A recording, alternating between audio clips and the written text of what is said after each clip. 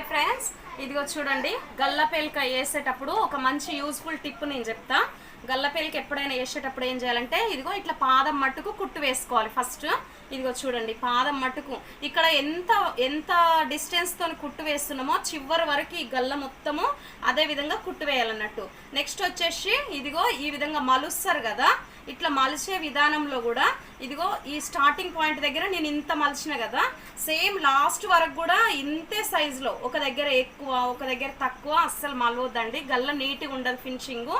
Same ఇంకో చూడండి, నేను ఇట్లా చూపిస్తున్నా కదా, ఈ విధంగానే లాస్ట్ వరకు ఇంతే ఫోల్డింగ్తోని మలిచి ఈ విధంగా కుట్టు వేసుకోవాలన్నట్టు. గల్ల చేతి పని చేసుకున్నా కూడా మంచిగా లుక్ ఉంటుంది అన్నట్టు.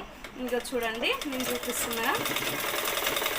ఇదిగో ఈ విధంగా హెచ్చు తగ్గులు అనేవి రావద్దు, ఎక్కువ తక్కువ అనేది రావద్దు.